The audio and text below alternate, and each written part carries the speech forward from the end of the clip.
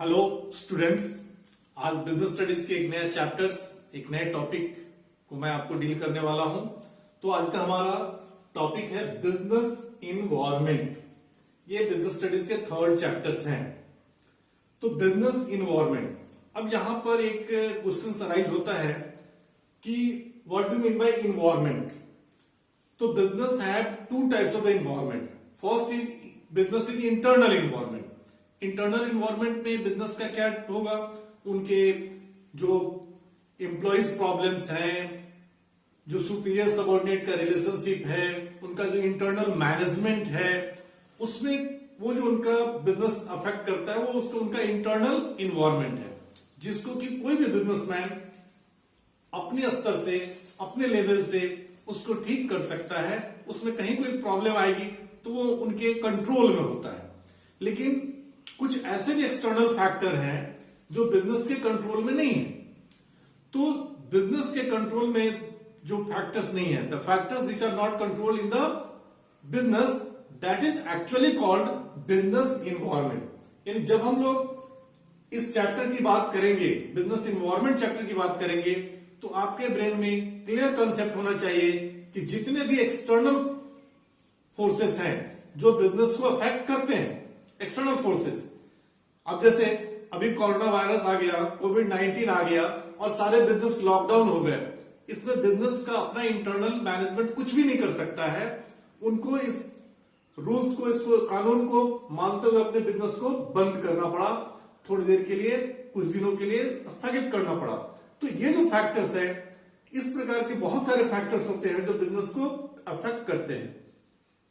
तो इन फैक्टर्स की स्टडी करना, इनका उद्देश्य है बिजनेस एनवायरनमेंट का। अब आपके ब्रेन में ये क्वेश्चन आ रहा होगा कि जो हमारे कंट्रोल में है ही नहीं, जो बिजनेस के कंट्रोल में है ही नहीं, वैसे इन्वायरमेंट की स्टडीज हम क्यों करें, हमको क्या बेनिफिट मिलेगा। तो कहा जाता है कि व्हाट इज द रिस्क। तो risk is also uncertain things. जो अनसर्टेन है वही रिस्क है। अगर उसके बारे में अगर कुछ भी हम थोड़ा सा भी फॉरकास्टिंग कर लेते हैं तो it is not a risk. जिन चीजों के बारे में हम अनुमान लगा लेते हैं कि ऐसा भी हो सकता है, वो हमारे रिस्क नहीं है, क्योंकि उसके लिए हमने अपने रेमेडीज तैयार कर लेते हैं। तो इस प्रकार से बहुत सारे फैक्टर्स हैं जिसकी चर्चा हम लोग एक एक करके करेंगे। सबसे पहले हम देखते हैं कि इसके डेफिनेशंस क्या है। तो business environment refers two forces, factors, individuals and institutions. यानी कितने प्रकार के आपको ऑब्स्टिकल्स आने वाले हैं, जो फोर्सेस और फैक्टर्स आने वाले हैं। इंडिविजुअल्स हो सकते हैं, इंस्टीट्यूशंस हो सकते हैं, which are outside the control of the business enterprise. Clearly mention है कि outside the control of business enterprise, यानी बिजनेस इंटरप्राइज के कंट्रोल से ये बाहर है। फिर अभी हम लोग बात करेंगे कि क्यों हम इसकी स्टडी करें। तो outside the control of business enterprises, but these may affect it's performance. ठीक है, ये हमारे कंट्रोल से बाहर है, लेकिन हमारे बिजनेस को अफेक्ट तो कर ही रहा है। तो इस प्रकार जो इसके डायमेंशंस है बिजनेस एनवायरनमेंट के, 5 डायमेंशंस में हम लोग को इसकी स्टडी करनी है। तो first is economical environment, second one is social environment, third is political environment, fourth is legal environment and fifth is technological environment. अब मैं आपको एक एक करके एक्सप्लेन कर रहा हूं डिटेल्स से कि ये बिजनेस, ये स्टडीज हम क्यों करेंगे और इससे बिजनेस को क्या बेनिफिट मिलेगा। तो फर्स्ट डायमेंशन जो हमारा है वो है इकोनॉमिक इन्वायरमेंट। अब economic environment, it refers to all the forces and factors which directly influence the economy of country. यानी ऐसे जितने सारे फैक्टर्स हैं जो हमारे कंट्री के इकोनॉमी को अफेक्ट करते हैं, वो सारे फैक्टर्स हमारे बिजनेस को भी अफेक्ट करेंगे। अगर आज के डेट में हमारे देश की इकोनॉमी डाउनफॉल जा रही है तो नो डाउट हमारा बिजनेस भी डाउनफॉल में जाएगा। इसलिए इसकी स्टडी जरूरी है। अब एक क्वेश्चन स्टूडेंट्स के ब्रेन में आता है कि जो कुछ भी हो रहा है वो तो हमारे कंट्रोल में है नहीं, ये गवर्नमेंट कंट्रोल कर रही है या किसी नेचुरल कैलेमिटीज के कारण कुछ कंट्रोल हो रहा है। उसमें हम इसको स्टडी करके क्या करें। लेकिन जो सिचुएशन हमको डील करना है उस सिचुएशन को हम कैसे डील करेंगे इसकी प्लानिंग तो हमको करनी होगी। और इसी में जो हमारे पास ऑड सिचुएशन आता है उस सिचुएशंस में जो लोग पहले इनिशियल स्टेज लेते हैं उनको उसका बेनिफिट मिलता है। जैसे जब हमारे यहां टैक्सेस के नए स्लैब्स लागू होते हैं, गवर्नमेंट के रूल्स एंड रेगुलेशंस लागू होते हैं, तो फिर उसका बेनिफिट उनको पहले मिलता है जो उसको पहले से स्टडी करते हैं। तो यहां पर हम लोग कुछ एक्सरसाइज एग्जांपल ले रहे हैं, such as change in taxes. Government के टैक्सेस रेट में स्लैब में चेंजेज आता है, वो हमारे बिजनेस को अफेक्ट करता है, इसकी प्री प्लान तैयारी करनी। इंटरेस्ट रेट बैंक का चेंज होते रहता है, जीडीपी में बढ़ना घटना। तो जीडीपी जब हमारे देश की जीडीपी बढ़ेगी तो स्वाभाविक है कि कस्टमर्स की डिमांड बढ़ेगी, जीडीपी घटेगी तो कस्टमर की डिमांड घटेगी। इंटरेस्ट रेट अगर बैंक इंक्रीज करेगा तो आपको ज्यादा इंटरेस्ट पे करना पड़ेगा, आप लोन कम लेंगे तो आपको प्रोडक्शन महंगा होगा। इंटरेस्ट रेट अगर घटेगा तो आपका प्रोडक्शन का जो गुड्स की प्राइस है वो घटती है। वैल्यू ऑफ रूपी, हम जैसे देखते हैं कि डॉलर के मुकाबले हमारे इंडियन रूपी की करेंसी का वैल्यू फ्लक्चुएट करता है, तो ये भी हमारे बिजनेस को अफेक्ट करता है। अगर हम इंटरनेशनल बिजनेस से जुड़े हुए हैं, हमारे देश के लोगों का per capita income, stock market की जो पोजीशंस हैं, तो इस प्रकार से जितनी भी चीजें हैं ये बिजनेस को प्रभावित करते हैं। जैसे लास्ट ईयर 2000 जब जीएसटी लागू हुआ तो सभी बिजनेस को बहुत ज्यादा प्रॉब्लम्स हुए, लेकिन उसने जिस बिजनेस ने उसको जल्दी स्टडी किया उनको उसका बेनिफिट भी मिला। तो इसलिए इस प्रकार के इन्वायरमेंट का स्टडी इसलिए किया जाता है ताकि उसके अपॉर्चुनिटीज उसको अपॉर्चुनिटी के रूप में लेकर उसको बेनिफिट उठाया जा सके। Second one is social environment. अब सोसाइटी के बारे में कहा गया कि it consist of the customs and traditions. बहुत सारे हमारे सोसाइटीज में रीति रिवाज हैं, बहुत सारे अलग अलग लोगों की अलग अलग हैबिट्स है, अलग अलग रीति रिवाज हैं, उनको वो फॉलो करते हैं। तो बिजनेस को उनके बारे में स्टडी करना पड़ेगा। Customs traditions of the society in which business is existing. जिस सोसाइटी में हमारा बिजनेस एग्जिस्ट कर रहा है तो उस सोसाइटीज के नॉर्म्स को निश्चित रूप से देखना पड़ेगा कि उस सोसाइटीज के कस्टम्स कैसे हैं, उनके ट्रेडिशंस क्या हैं, और उसी के अनुसार वो डिमांड करते हैं। जैसे एग्जांपल के रूप में ले सकते हैं चेंज इन टेस्ट। हम लोग अक्सर देखते हैं कि लोगों के रहन सहन खान पान में परिवर्तन आता है। अभी बहुत से नए नए डिशेस के बारे में, नए नए लोगों के जो रहन सहन का स्तर है वो बदलने के कारण बहुत सारी चीजों में चेंज आता है जो हमारे टेस्ट को बदलता है। तो इसको बिजनेसमैन काफी ध्यान रखते हैं और इसके आधार पर वो अपने बिजनेस को रिमॉड्यूल करते हैं।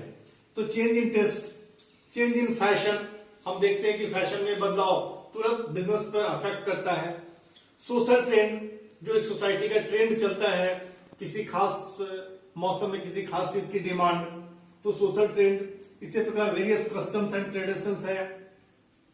Education and literacy rate, educated persons के कुछ और अलग नॉर्म्स होते हैं, अनएजुकेटेड पर्संस के नॉर्म्स कुछ अलग है, उनके दोनों के डिमांड में अलग अलग अंतर आता है, दोनों के डिमांड अलग अलग होते हैं।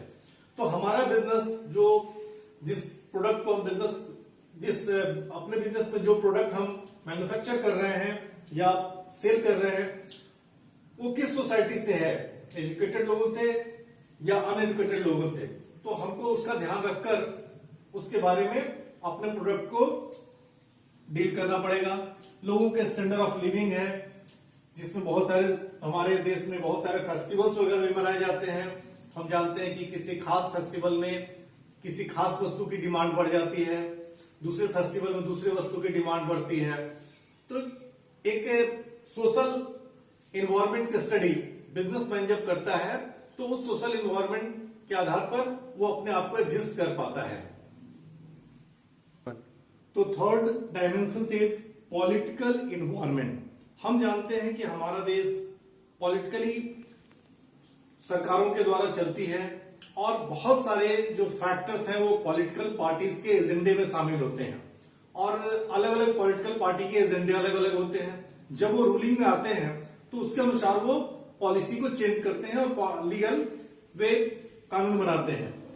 तो it constitutes all the factors related to government affairs.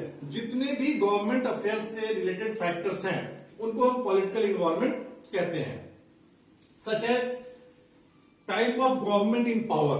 अब जो गवर्नमेंट पावर में है उनकी किस प्रकार के वो गवर्नमेंट है, वो प्राइवेटाइजेशन को बढ़ावा देने वाले गवर्नमेंट है या सोशलिज्म को बढ़ावा देने वाले हैं, वो किस प्रकार के उनकी आइडियोलॉजी है, उसको स्टडी करना जरूरी होता है। Attitude of government towards different group of societies. हमारे देश में अलग अलग ग्रुप सोसाइटीज हैं तो उनके बारे में उस गवर्नमेंट की एटीट्यूड्स क्या है, किस प्रकार से वो उसको डील करते हैं। Agenda of political parties. हम जानते हैं जब पॉलिटिकल पार्टीज चुनाव लड़ती है तो उनके कुछ अपने एजेंडे होते हैं कि वो किस एजेंडे पर काम करेंगे, तो उनको भी बिजनेसमैन को ध्यान में रखना चाहिए। फॉरेन पॉलिसी, ये बहुत इंपॉर्टेंट फैक्टर होता है कि हम फॉरेन पॉलिसी किस प्रकार रखते हैं। जैसे मौजूदा सरकार ये कहती है मेक इन इंडिया, यानी भी आपको make in India, made in India, हर वस्तु हम अपने इंडिया में बनाएं, हमारी स्वदेशी वस्तु हो, हम विदेशों पर कम निर्भर हो। तो अभी के जो गवर्नमेंट है वो इसके ऊपर काम कर रही है, तो निश्चित रूप से हमारे बिजनेसमैन को इसमें फायदा होता है। अब ये जो पॉलिटिकल इन्वायरमेंट है वो बहुत सारे अलग अलग फैक्टर से भी बनते हैं। जैसे अभी के गवर्नमेंट ने एक स्वच्छ भारत अभियान चलाया और बहुत सारे सोसाइटीज में ऐसे रिफॉर्म उन्होंने किए जिसके कारण वर्ल्ड लेवल पे इस देश का एक रिपुटेशन बढ़ा। और इस प्रकार के जो पॉलिटिकल स्टेबिलिटी अगर होती है, जैसे हम देख रहे हैं कि पिछले 7-8 साल से हमारे देश में पॉलिटिकल स्टेबिलिटी है, तो यह स्टेबिलिटी जो फॉरेन कंपनीज है उनको अट्रैक्ट करती है कि हमारे देश में वो बिजनेस सेटअप करें। तो इस प्रकार से जो जितने भी पॉलिटिकल फैक्टर्स हैं उनका स्टडी करना हमारे अपने बिजनेस के लिए फायदेमंद होगा। उसके अनुसार हम अपने पॉलिसीज को फॉलो अप करते हैं। Fourth one is legal environment. हम जानते हैं कि हमारे देश में बहुत सारे कानून हैं। अगर हम अपने देश में बिजनेस करते हैं तो हमको देश का कानून देखना पड़ेगा। अगर हमारा इंटरनेशनल बिजनेस है, हम मल्टीनेशनल कंपनी है, तो जिन जिन देशों में हमारा बिजनेस है उनके रूल्स और रेगुलेशंस को फॉलो करना होता है। ये बिजनेस के लिए बहुत जरूरी है। तो the management of every business enterprise has to obey the law of land. Law of land का मीन्स जिस देश में वो बिजनेस कर रहे हैं उस देश के कानून को फॉलो करना उनके लिए आवश्यक है। Therefore, it is essential for every business enterprises to have adequate knowledge of rules and regulations. तो हम रूल्स एंड रेगुलेशंस को कब फॉलो करेंगे? अगर हम उस रूल्स एंड रेगुलेशंस को जान पाएंगे तब। और जानने के लिए मुझे उसके सारे डिटेल्स जानने पड़ेंगे कि किस प्रकार के रूल्स हमारे बिजनेस को अफेक्ट कर रहे हैं। जैसे अगर हम कोई ऐसा प्रोडक्ट बनाते हैं जो इंजूरियस टू हेल्थ है तो उसमें एक लिखना पड़ता है। जैसे स्मोकिंग से रिलेटेड कोई भी प्रोडक्ट अगर हम बनाते हैं तो यहां पर उसमें स्टैट्यूटरी वार्निंग के रूप में उसमें लिखा जाता है कि smoking is injurious to health. अगर हम कोई बेबी प्रोडक्ट बनाते हैं, बेबी प्रोडक्ट, तो उसमें लिखना पड़ता है कि mother's milk is best for the child. तो ये कुछ ऐसे ऑप्शंस हैं जिनको नहीं जानने से आपके ऊपर लीगल एक्शन हो सकता है। तो इसमें एनी एक्ट और एंड लेजिस्लेचर, किसी भी प्रकार के कानून जो आपके बिजनेस को अफेक्ट कर रहा है उसका स्टडी करना। Court judgment, time to time किसी केस में जो कोर्ट जजमेंट दे रही है उसका भी पूरी तरह से ध्यान रखना। Any administrative order, administrative order का सेंस मेरा यहाँ है कि चाहे वो सेंट्रल गवर्नमेंट हो, स्टेट गवर्नमेंट हो, लोकल बॉडीज हो, जो एडमिनिस्ट्रेटिव ऑर्डर है उनको फॉलो करना है। क्योंकि हम लोग जानते हैं कि जब कोई भी लीगल रूल्स जो है अगर आप फॉलो नहीं करते हैं तो आपके बिजनेस के शट डाउन और बिजनेस के ऊपर बहुत बड़े पेनल्टीज हो सकते हैं। इससे आपका रिपुटेशन भी खराब होता है और आपको पेनल्टीज भी देनी पड़ती है। इसलिए लीगल इन्वायरमेंट का भी स्टडी काफी जरूरी होता है। फिफ्थ डायमेंशन हमारा है टेक्नोलॉजिकल इन्वायरमेंट। जैसा कि नाम से ही है, it is related with the technology. It includes forces related to scientific improvements and innovations which provide new ways of providing goods. That means scientific improvement, innovations for what? For new ways of producing goods and services and new way of operating business. यानी आज हम देखते हैं कि जिस fast से, जिस तेजी से टेक्नोलॉजी में चेंजेस हो रहा है, अगर एक बिजनेस अपने आप को उसके अनुसार अपने आप को चेंजेस नहीं करेंगे तो काफी बैकडेटेड हो जाएंगे। इसलिए जरूरी है कि टेक्नोलॉजी में जो चेंजेस हो रहे हैं उसके ऊपर बिजनेस लगातार उसकी स्कैनिंग करे, उसको जांचे परखे और उसके अनुसार अपने आप को अपग्रेड करे। जैसे either change in method of production. Change in method of production, आज के डेट में प्रोडक्शन के बहुत सारे मेथड चेंज हो गए हैं। आज से 10 years ago method of production अलग थे, आज मशीन्स बेस्ड प्रोडक्शन ज्यादा होने लगे, तो इसके अनुसार आपको चेंजेस होना होगा। न्यू मशीनरीज एंड इक्विपमेंट, या तो आप इस मेथड को चेंज करने के लिए नई मशीनरीज और इक्विपमेंट आपको जरूरत होंगे, उसको देखना पड़ेगा, लेना पड़ेगा, या फिर न्यू मेथड ऑफ वर्किंग। कभी कभी क्या होता है कि जो हमारे पुराने वर्किंग सिस्टम है उसको एक नए रूप में एक्सचेंज करने से भी इंप्रूवमेंट होता है। इसी प्रकार साइंटिफिक इंप्रूवमेंट एंड इनोवेशंस, हम लोग अक्सर देखते हैं किसी भी इनोवेशंस में जो फर्स्ट मूवर एडवांटेज लेता है, फर्स्ट मूवर एडवांटेज, जो एक टेक्नोलॉजी को एट फर्स्ट प्रोडक्ट के रूप में कन्वर्ट करता है, उसको पहला बेनिफिट मिलता है और उसको ज्यादा बेनिफिट मिलता है। इसलिए साइंटिफिक इंप्रूवमेंट और इनोवेशंस आपके बिजनेस में कंटिन्यू चलने चाहिए। Use new techniques and methods, always try to use new techniques and methods. तो इस प्रकार ये जो बिजनेस डायमेंशंस हैं, ये बिजनेस इन्वायरमेंट को अफेक्ट करते हैं और इन 5 डायमेंशंस पे एक बिजनेस को काम करना होता है और उसके रिस्पेक्ट में ये बिजनेस के लिए फायदेमंद होता है। तो आज की वीडियो में इतना ही।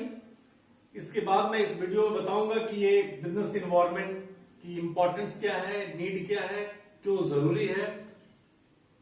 Okay, thank you.